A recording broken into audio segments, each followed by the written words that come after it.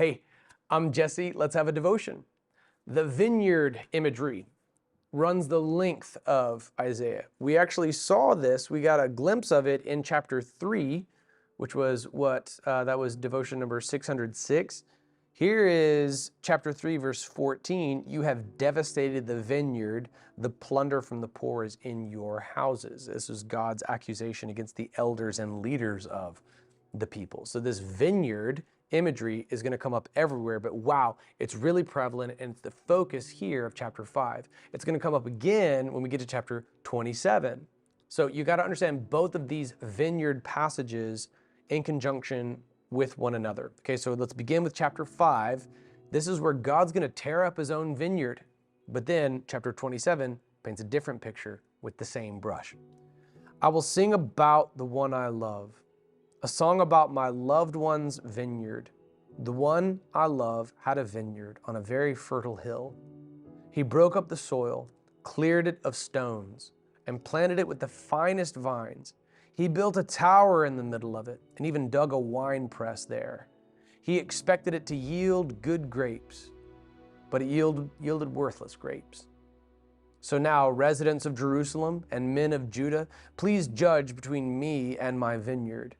What more could I have done for my vineyard than I did? Why, when I expected a yield of good grapes, did it yield worthless grapes? Now I will tell you what I'm about to do to my vineyard. I will remove its hedge, and it will be consumed. I will tear down its wall, and it will be trampled. I will make it a wasteland, and it will not be pruned or weeded. Thorns and briars will grow up. I will also give orders to the clouds that rain should not fall on it. For the vineyard of the Lord of armies is the house of Israel, and the men of Judah the plant he delighted in. So when you get to verse 7, in case there's any question as to what he's talking about here, it's made quite clear right there. He expected justice, but saw injustice. He expected righteousness, but heard cries of despair. Woe to those who add house to house and join field to field until there's no more room and you are alone left in the land. I heard the Lord of armies say, indeed, many houses will become desolate, grand and lovely ones without inhabitants. For a 10-acre vineyard will yield only 6 gallons of wine. That's pathetic, man.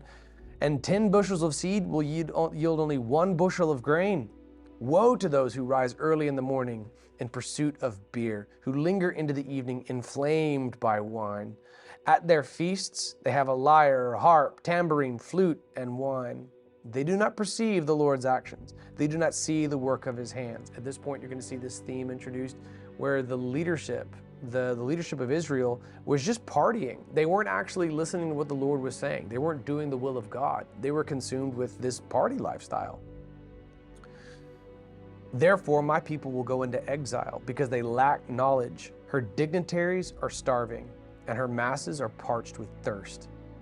Therefore, Sheol enlarges its throat and opens wide its enormous jaws. And down goes Zion's dignitaries, her masses, her crowds, and those who celebrate in her. Humanity is brought low, each person is humbled, and haughty eyes are humbled. But the Lord of armies is exalted by his justice, and the holy God shows that he is holy through his righteousness. Lambs will graze as if in their own pastures, and resident aliens will eat among the ruins of the rich.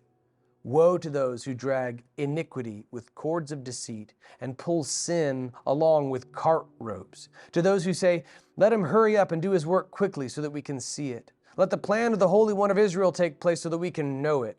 Woe to those who call evil good and good evil, who substitute darkness for light and light for darkness, who substitute bitter for sweet and sweet for bitter.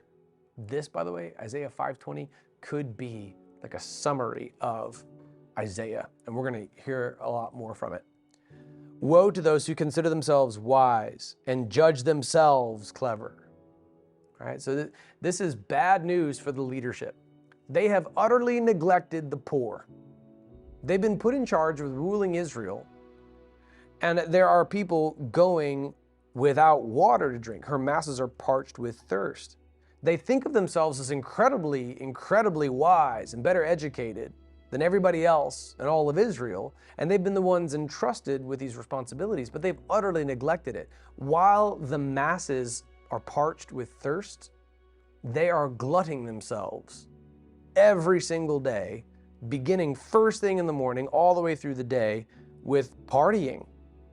Okay, so you're going to see him now call out the leadership of Israel for just being drunk all the time and not doing what God told them to do. They're not aware of God's hand at work. They won't even see his discipline coming. Woe to those who are heroes at drinking wine, who are champions at pouring beer. Do you see the irony here? Who acquit the guilty for a bribe and deprive the innocent of justice. Okay, that is, in accordance with verse 20, calling evil good and good evil, bitter sweet and sweet bitter, darkness light and light darkness. Therefore, as a tongue of fire consumes straw, and as dry grass shrivels in the flame, so their roots will become like something rotten, and their blossoms blow away like the dust. For they have rejected the instruction of the Lord of armies, and they have despised the word of the Holy One of Israel.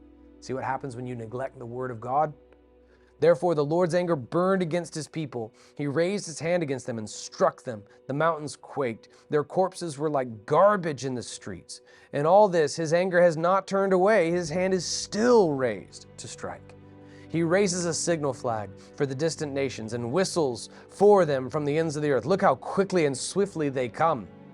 None of them grows weary or stumbles. No one slumbers or sleeps. No belt is loose and no sandal strap broken. Their arrows are sharpened. Their bows are strung. Their horses' hooves are like flint. Their chariot wheels are like a whirlwind. Their roaring is like a lion's. They roar like young lions. They growl and seize their prey and carry it off, and no one can rescue it.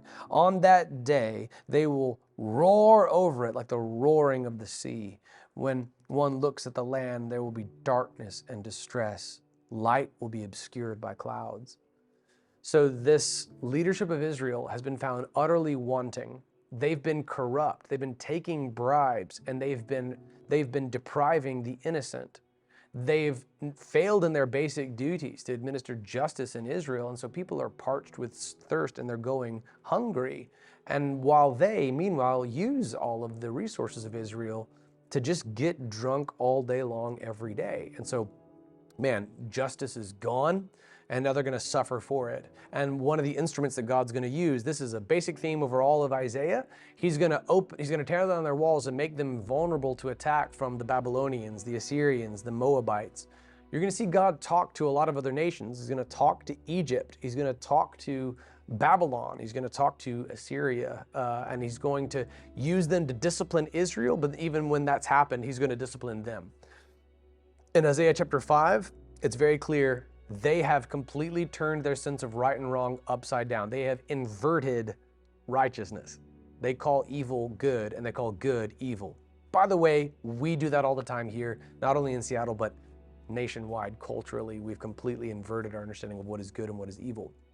And for that reason, we're going to suffer a similar outpouring of God's wrath and justice and discipline.